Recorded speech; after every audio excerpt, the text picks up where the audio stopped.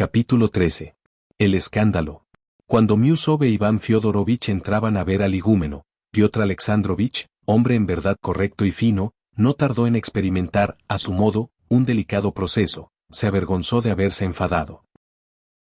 Sentía en su fuero interno que, en el fondo, tendría que haberse limitado a despreciar al miserable de Fyodor Pavlovich, conservando la sangre fría en la celda del Starets, en vez de perder los estribos como los había perdido.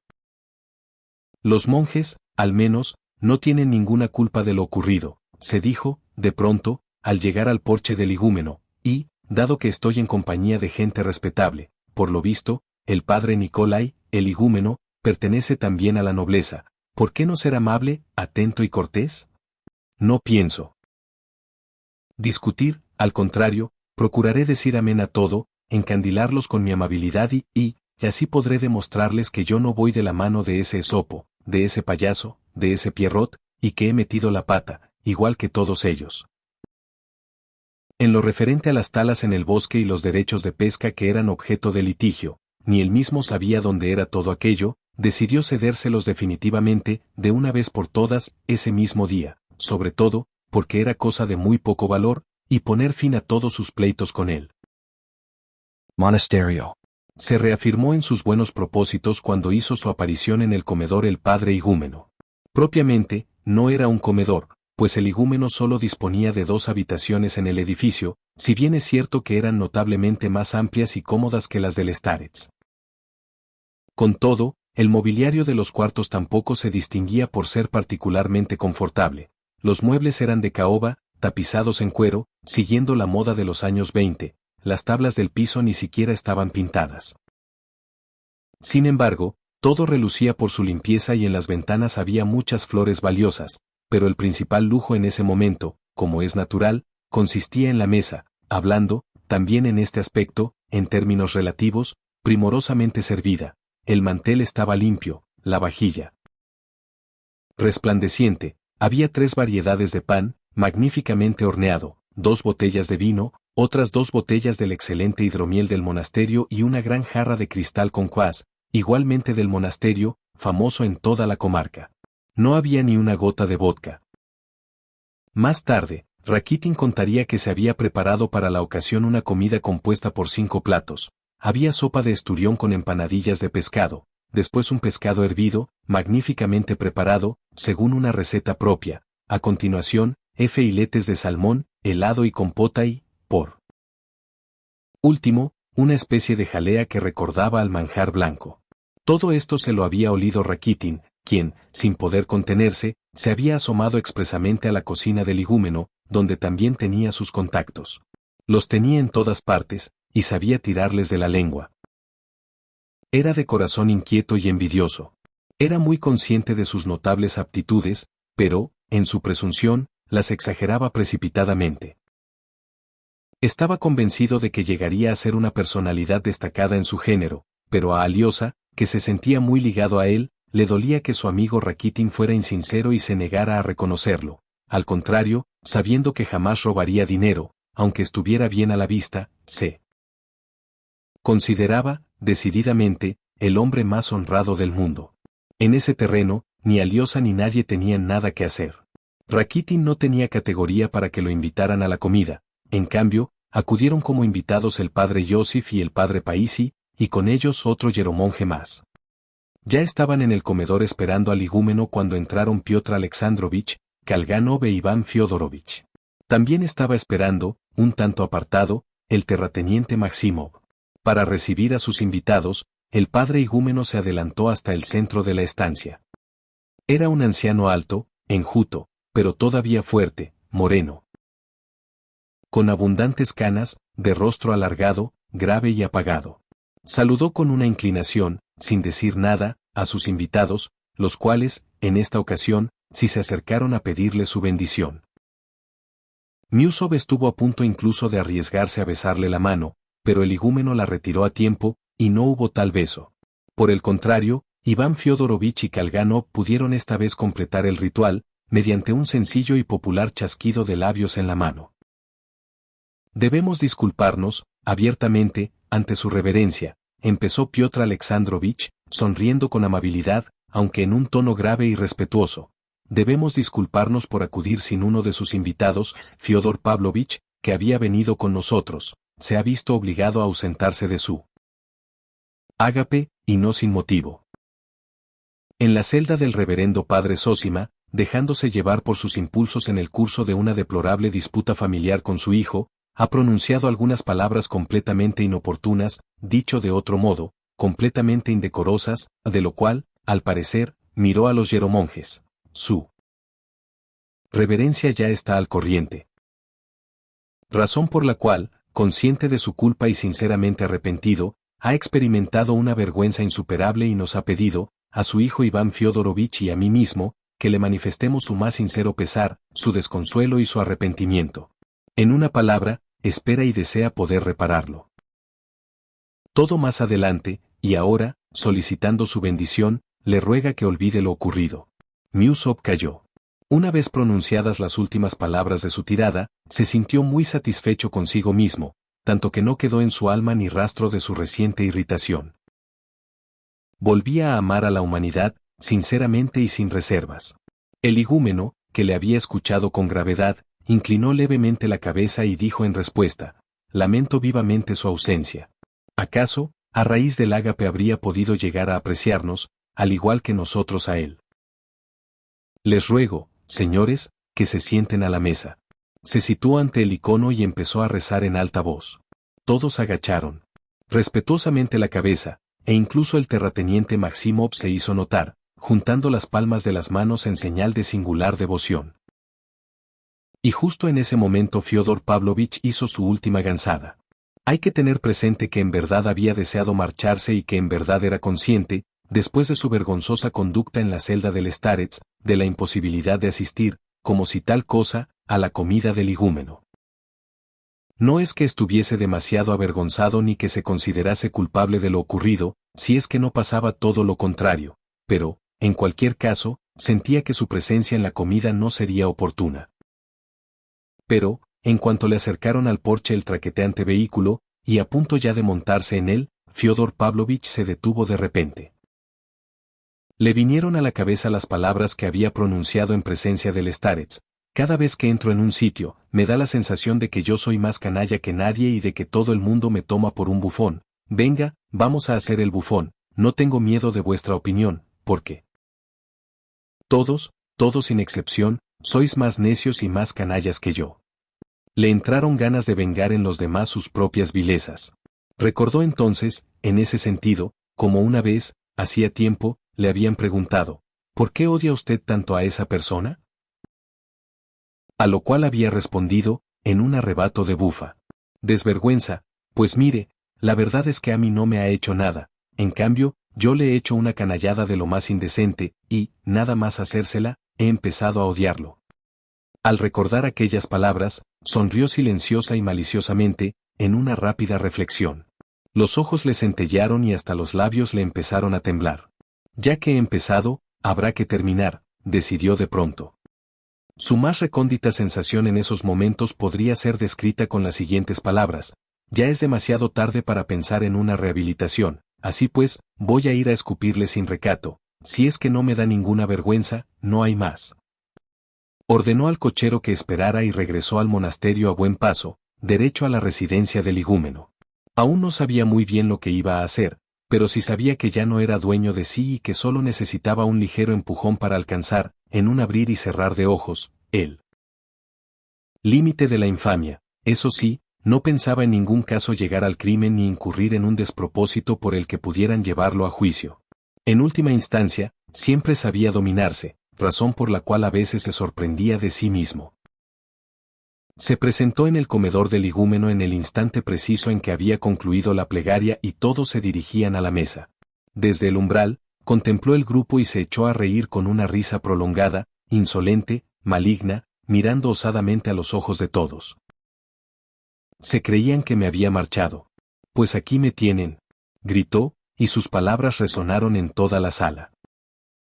Por un momento todos lo miraron fijamente, sin decir nada, hasta que, de pronto, sintieron que algo iba a ocurrir en ese mismo instante, algo indeseable, disparatado, algo que iba a acarrear inevitablemente un escándalo. Piotr Alexandrovich, que estaba de un humor excelente, se puso de inmediato hecho una furia. Todo lo que se había calmado y sosegado en su corazón resucitó y se alzó de golpe. No, no estoy dispuesto a tolerarlo, gritó. No puedo, de ninguna manera. La sangre se le subía a la cabeza. Se atropellaba al hablar, pero no estaba ya en condiciones de reparar en las cosas que decía, y cogió su sombrero. ¿Cómo que no puede?, gritó Fyodor Pavlovich. ¿Qué es eso que no puede, de ninguna manera? ¿Puedo pasar o no, su reverencia? ¿Acepta a este comensal? Se lo ruego de todo corazón, respondió el igúmeno. Señores, añadió de pronto, me permito pedirles con toda el alma que, dejando a un lado sus ocasionales querellas, se reúnan en amor y concordia fraterna en este pacífico ágape, al tiempo que elevan sus oraciones al Señor. No, no, es imposible, gritó, fuera de sí, Piotr Alexandrovich. Pues si para Piotr Alexandrovich es imposible, también lo es para mí, y no voy a quedarme. He venido con esta idea, pienso ir a todas partes con Piotr Alexandrovich, que usted se marcha, Piotr Alexandrovich, yo también me marcho, que se queda, yo también me quedo. Con eso de la concordia fraterna le ha hecho usted una buena faena, padre igúmeno, no me reconoce como pariente. ¿A qué sí, Bonson? Aquí tenemos a Bonson. Muy buenas, Bonson. ¿Es, a mí? Balbuceó perplejo el terrateniente Maximov. Pues claro que es a ti, gritó Fyodor Pavlovich. ¿A quién si no? No iba a ser el padre igúmeno Bonson. Pues yo tampoco soy Bonson, yo soy Maximov. No, tú eres Bonson. ¿Sabe su reverencia qué es eso de Bonson? Hubo un proceso criminal, lo asesinaron en una casa de fornicación, creo que es así como llaman ustedes a esos sitios. Lo asesinaron y lo desvalijaron y, a pesar de su edad respetable, lo metieron en una caja, la cerraron bien cerrada, y de San Petersburgo la facturaron a Moscú, en el vagón del equipaje, con su número correspondiente. Y, mientras claveteaban la tapa, aquellas depravadas bailarinas cantaban canciones y tocaban el guzli, quiero decir, el fortepiano. Pues este de aquí es el mismísimo Bonson. Ha resucitado de entre los muertos, ¿no es verdad, Bonson? ¿Pero qué es esto? ¿Qué es esto? Se oyeron unas voces en el grupo de hieromonjes. Vámonos, gritó Piotr Alexandrovich, dirigiéndose a Kalganov.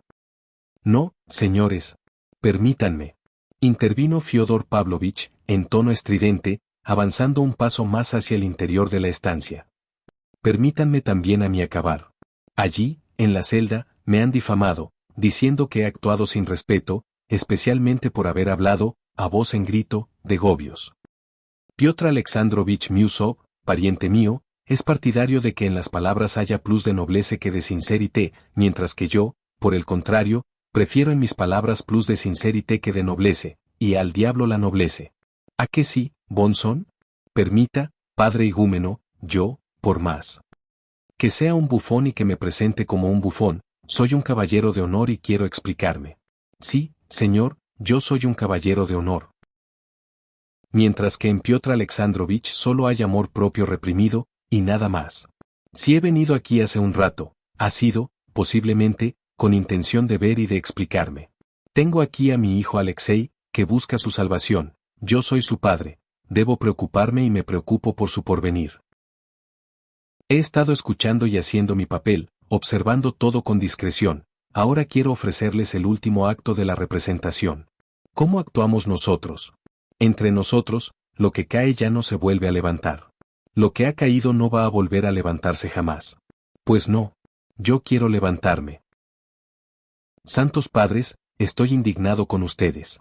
La confesión es un gran sacramento, yo lo respeto y estoy dispuesto a humillarme ante él. Pero resulta que allí, en la celda, todos caen de rodillas y se confiesan en voz alta.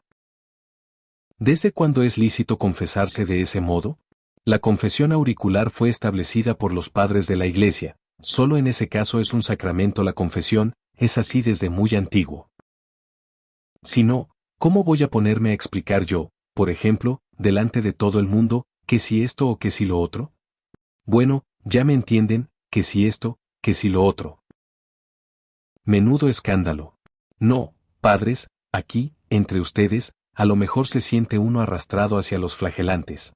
Yo, a las primeras de cambio, pienso escribir al sínodo, y a mi hijo Alexei me lo voy a llevar a casa. Aquí una nota bene, Fyodor Pavlovich había oído campanas y no sabía dónde.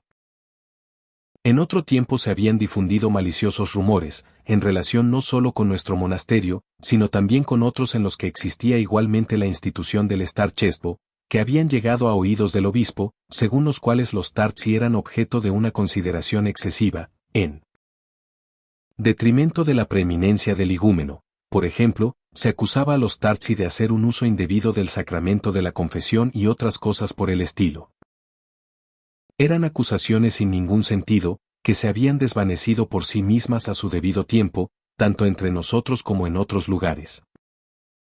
Pero el estúpido diablo, que se había apoderado de Fyodor Pavlovich, el dueño de sus nervios, lo llevaba cada vez más lejos hacia un abismo oprobioso, le sopló al oído aquella vieja acusación de la que él mismo no entendía una sola palabra. Ni siquiera fue capaz de formularla correctamente, habida cuenta de que en la celda del Starets nadie se había arrodillado ni se había puesto a confesarse en voz alta, por lo que Fyodor Pavlovich no pudo haber visto nada semejante, y hablaba guiándose únicamente por viejos rumores y chismorreos que le habían venido, mal que bien, a la memoria. Pero, una vez soltada aquella estupidez, cayó en la cuenta de que había dicho algo sin pies ni cabeza, y de inmediato sintió la necesidad de demostrar a sus interlocutores, lo que es peor, de demostrarse a sí mismo que lo dicho no era ninguna tontería. Y, aunque sabía de sobra que con cada palabra no haría sino añadir un nuevo disparate, y aún mayor, a los anteriores, se lanzó cuesta abajo, incapaz ya de contenerse. ¡Cuánta infamia!, gritó Piotr Alexandrovich. Disculpe, dijo de pronto el igúmeno. Se dijo en otro tiempo, y han empezado a hablar de mí, y han dicho muchas cosas, algunas de ellas malas. Mas yo, habiendo oído todo eso, me he dicho, esta es la medicina de Jesús, el cual me la ha enviado para sanar la vanidad de mi alma. Por eso mismo, también nosotros le damos humildemente las gracias, estimado huésped. E hizo una profunda reverencia ante Fyodor Pavlovich. ¡Bah! Mojigatería y frases viejas. Frases viejas y gestos viejos. La vieja mentira y el formalismo de las reverencias hasta el suelo. Ya conocemos estas reverencias. Un beso en los labios y un puñal en el corazón, como en los bandidos de Schiller. No me gusta, padres, la falsedad, quiero la verdad. Pero la verdad no está en los gobios, eso ya lo he dicho bien alto. Padres monjes, ¿para qué ayunan? ¿Cómo esperan recibir a cambio una recompensa en el cielo? Por una recompensa así también yo ayunaría. No, monje santo, lo que tienes que hacer es practicar la virtud en esta vida, ser útil a la sociedad en lugar de encerrarte en un monasterio con la comida asegurada y no esperar la recompensa allí arriba. Ya verás cómo así cuesta un poco más. ¿Cómo vi? Padre igúmeno, yo también soy capaz de hablar bien. ¿Qué tienen preparado por aquí? Se acercó a la mesa. Oporto añejo de la Factory, un médoc embotellado de los hermanos Yeliseyev, caray con los padres. Esto no se parece en nada a los gobios. Hay que ver qué botellitas han preparado los padres. ¿Y quién ha traído hasta aquí todo esto? Ha sido el campesino ruso, el trabajador, que trae aquí la moneda ganada con sus manos callosas, quitándosela a su prole y a las necesidades del Estado. Porque ustedes, padres santos, están chupando del pueblo. Eso ya es completamente indigno por su parte, protestó el padre Yosif. El padre Paísi callaba con obstinación. Miusov salió a toda prisa de la estancia, y Kalganov fue tras él. Bueno, padres, yo también voy detrás de Piotr Alexandrovich. No pienso volver más aquí, así me lo pidan de rodillas, no pienso volver. Les mandé 1000 rubletes, y a ustedes han vuelto a encandilárseles los ojos. J.E. No, no voy a añadir nada más. Me estoy vengando por mi pasada juventud, por todas mis humillaciones. Dio un puñetazo en la mesa, en un acceso de fingida emoción. Este monasterio ha significado mucho en mi vida. Muchas lágrimas amargas he derramado por él. Ustedes pusieron en mí contra mi mujer, a la enajenada. Me han maldecido ustedes en 7 concilios, me han criticado en toda la región. Y basta, padres. Este es un siglo liberal, es el siglo de los barcos de vapor y de los ferrocarriles. Ni 1000 rublos, ni 100 kopecks, no van a recibir de mí nada de nada. Otra nota bene, nuestro monasterio no había tenido nunca un significado especial en la vida de Fyodor Pavlovich, quien jamás había vertido una sola lágrima amarga por su causa. No obstante, Fyodor Pavlovich estaba tan emocionado con esas fingidas lágrimas suyas que por un momento estuvo a punto de llegar a creérselas. Poco le faltó incluso para echarse a llorar, enternecido, pero en ese preciso instante creyó que ya era tiempo de volver grupas. El igúmeno, ante aquella ponzoñosa mentira, inclinó la cabeza y volvió a decir, en tono imponente: también se ha dicho, sufre con resignación y alegría la infamia inmerecida que sobre ti pesa, y no te aflijas ni odies a tu infamador. Así obraremos. Bah subterfugios. Y galimatías. Sigan con sus subterfugios, padres, que yo me voy. Y a mi hijo Alexei me lo llevo para siempre, en virtud de mi patria potestad. Iván Fyodorovich, reverente hijo mío, haga el favor de seguirme. Bonzón, ¿para qué quieres quedarte aquí? Ven conmigo a la ciudad. En mi casa hay alegría. Estará como a una versta, y, en vez de aceite de ayuno te daré lechón con gachas, comeremos, te sacaré un coñac, después un licorcito, tengo uno de frambuesa. Ea, bonzón, no dejes que pase de largo la felicidad. Salió gritando y gesticulando. Fue en ese momento cuando Rakitin lo vio y se lo señaló a Aliosa. Alexei, le gritó desde lejos el padre al verlo. Hoy mismo te trasladas a mi casa definitivamente, y te llevas la almohada y el jergón, para que no quede ni rastro de ti en este sitio. Aliosa se detuvo, como clavado en el suelo, sin decir nada, observando atentamente la escena. Fyodor Pavlovich, entretanto, se subió al coche, y tras él, sin volverse siquiera hacia Aliosa para despedirse, se dispuso a montar, taciturno y sombrío, Iván Fyodorovich. Pero justo entonces tuvo lugar otra escena estrafalaria y casi inverosímil, que vino a rematar todo el episodio. De pronto, al lado del estribo del coche, apareció el terrateniente Maximov. Había llegado a la carrera, jadeante, para no retrasarse. Rakitin y Aliosa lo habían visto correr. Iba con tanta prisa que, en su precipitación, puso un pie en el estribo antes de que Iván Fyodorovich hubiera retirado su pie izquierdo y, agarrándose de la caja del coche, se preparó para subir de un salto. Yo también. Yo también voy con ustedes, exclamó, al tiempo que daba unos saltitos, con una risa alegre y entrecortada, con cara de dicha y dispuesto a cualquier cosa. Llévenme a mí también. ¿No había dicho yo, gritó con entusiasmo Fyodor Pavlovich, que es bonzón? Es el verdadero bonzón, resucitado de entre los muertos. ¿Cómo has podido salir de ahí? ¿Qué hacías ahí bonzonizando? ¿Y cómo has podido, precisamente tú, abandonar la comida? Hace falta ser duro de mollera. Yo ya lo soy, pero tu caso, hermano, me tiene asombrado. Salta rápido. Deja. Que suba Vania será divertido. De un modo u otro, se echará a nuestros pies. ¿Vas a echar bonzón? ¿Y si le hacemos un hueco en el pescante, con el cochero? Salta al pescante bonzón. Pero Iván Fyodorovich, que ya se había acomodado en su sitio, sin decir nada, le dio de sopetón, con todas sus fuerzas, un empujón en el pecho a Maximov, y éste aterrizó a un sacén de distancia. Si no cayó al suelo, fue por casualidad. ¡En marcha!, le gritó con rabia al cochero Iván Fyodorovich. ¿Pero qué haces? ¿Qué haces? ¿Por qué lo tratas así?, le reprendió Fyodor Pavlovich, pero el coche ya había arrancado. Iván Fyodorovich no contestó. ¿Qué cosas tienes?, empezó nuevamente Fyodor Pavlovich, mirando de reojo a su hijo, después de 2 minutos de silencio. Si fuiste tú el que pensó lo del monasterio, el que anduvo pinchando, el que dio su aprobación, ¿a qué viene ahora ese enfado? Ya está bien de decir sandeces, descanse un poco ahora, por lo menos, le cortó severo Iván Fyodorovich. Fyodor Pavlovich volvió a quedarse un par de minutos callado. Un poco de coñac vendría bien ahora, comentó en tono sentencioso. Pero Iván Fyodorovich no contestó. Cuando lleguemos, tú también beberás. Iván Fyodorovich seguía sin decir nada. Fyodor Pavlovich aguantó otro par de minutos.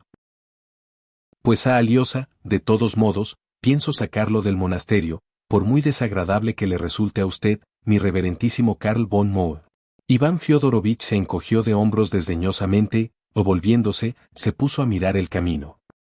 A partir de ese momento, ya no dijeron nada hasta llegar a casa.